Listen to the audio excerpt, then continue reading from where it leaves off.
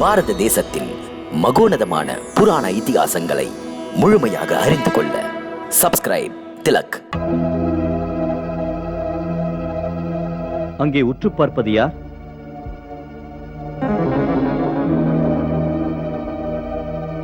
ஓ, அவர்தான் லங்காதிபதி ராவணன். ராவணன் ராவணன்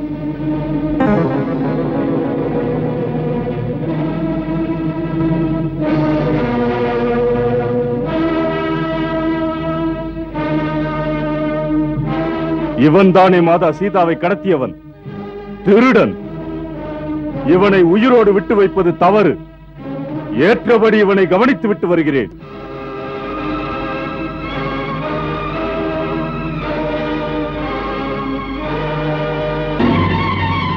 ராவணா!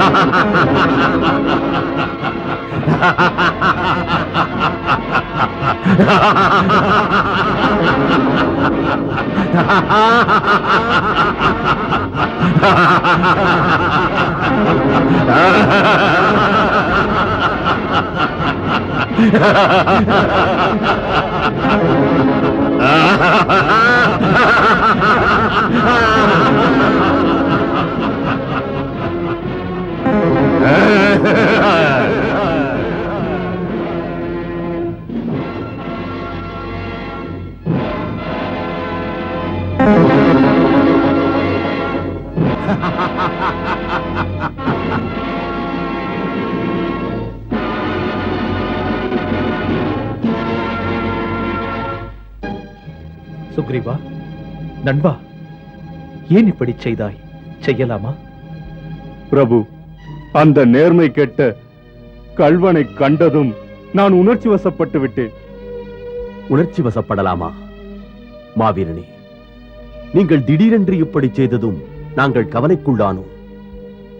மாவீரனே, பொறுமை கெட்டு இப்படி உணர்ச்சி வசப்பட்டு உயிரை விளையாட்டுப் பொருளாக்க வேண்டாம். மன உளைச்சலை எப்படி வெளிப்படையாக சொல்வது பிரபு? மாதா சீதாவை கடத்தியவனின் நெறி கெட்டவனின் பாவ முகத்தைக் கண்டு பொங்கி எழுந்த உணர்ச்சிகள் புயலாக சீறியது. மனம் என் வசப்படவில்லை. ஒரு பைத்தியமாகிவிட்டேன் பிரபு. மித்ரா, நீ எம்முடைய அரசன் அல்லவா? ஆபத்து ஏதாவது நேர்ந்தால் எம் எல்லோரையும் பாதிக்குமே.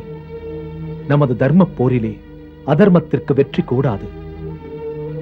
உனக்கு வரும் கோபம் வரம்பு மீறி வசமிழந்து போகும் அளவுக்கு நீ விடக்கூடாது. பிரபு, இனிமேல் இதுபோல் நடக்காது. நிஜம்தானா? சுக்ரீவன் என்று பெயரா? ஆகாச மார்க்கமாய் வந்து நமது மன்னருடன் மல்யுத்தம் புரிந்தாரா?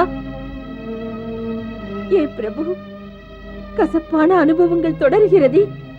இப்படி ஒரு நிலை ஏன்? கண்ணுக்கு தெரியாத புற தாக்குதல்கள், மங்கள காதணி விழுந்தது, மன்னரின் மணிமகுடம் உருண்டு கீழே விழுந்தது. அதன் பிறகு இப்படி ஒரு செய்தி காதில் விழுகிறதே. என் மனம் கலங்குகிறது. மன்னரின் சக்திக்கு பல பல சோதனைகள் வருகின்றதே. மன்னவர் இந்த நிலைகளை எப்படித்தான் தாங்குகிறார்? ஹே பிரபு, இப்போது நாம் என்ன செய்வது? எப்படி அவருக்கு உணர்த்துவது? அவரை தர்ம பாதையில் இழுக்க என்ன உபாயம் செய்வது? தளராதீர்கள் மகாராணி, தாம் இடிந்து போயிருக்கிறீர்கள். மன்னரை எதிர்க்க ஏற்ற வலிமை உள்ளவர்கள் யாரும் இல்லை.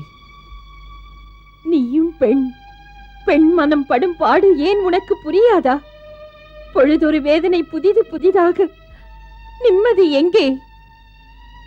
எப்படியும் மாற்றம் நிகழாமல் போகாது. போதுமடியாது, நிகழத்தக்க நிலையில் இல்லை. ஒரு வழி சொல்லவா? தமது தந்தையார் தானவராஜர் மயனவர்கள் இலங்கையை புதுப்பிக்க இங்கு வந்திருக்கிறார்.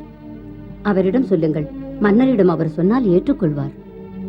மன்னருக்கு அவர் மாமனார், அவரை மதிப்பார். அனுமானால் லங்கை நகரே எரிக்கப்பட்டது. அதை புதுப்பிப்பது இத்தனை சீக்கிரத்தில் தம் தந்தையாரால் நடந்தது. மன்னர் அவருடைய பேச்சை ஏற்றுக்கொள்வார்.